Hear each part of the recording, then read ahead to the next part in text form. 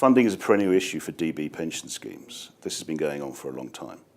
As they become more mature, cash flow is becoming a greater problem. They're going cash flow negative. So why have you done this research now?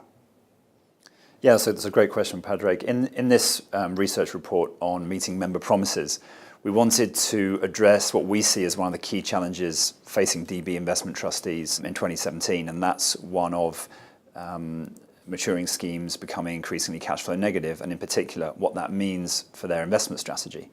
We've seen a lot written in recent months over the fact that schemes are becoming cash flow negative. What we wanted to do was produce a report that gave some actionable takeaways that trustees could actually put into practice in their own schemes. And I think as pension schemes get more cash flow negative, as they get more mature, the cash flow should be what they focus on primarily. That should be really driving their funding and their investment strategies. And we try to focus on a way that pension schemes can do that in this research. Okay, why is it such a concern about the membership? Why trustees now they be focusing on this as far as you're concerned? Well, I think when you start focusing on cash flows, when you start looking for investments that can provide the cash flows that you need, you start reducing your opportunity set. You start limiting yourself to investments that produce incomes. And if you're not careful, you can limit the scope of those investments too much and reduce returns and therefore security for your members.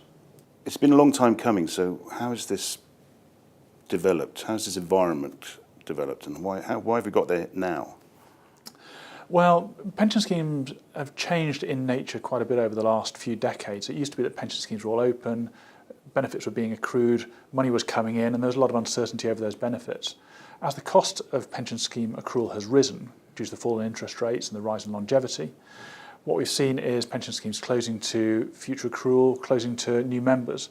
So there is much greater certainty and a much shorter duration over those benefits, and money's going out rather than coming in.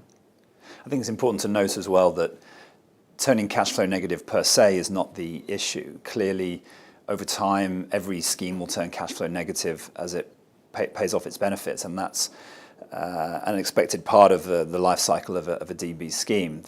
Where our analysis shows it becomes particularly challenging is where that cash outflow is quite material in terms of the size of the asset base, and when the scheme is also needing to achieve high returns at the same time. That's when you get a real challenge.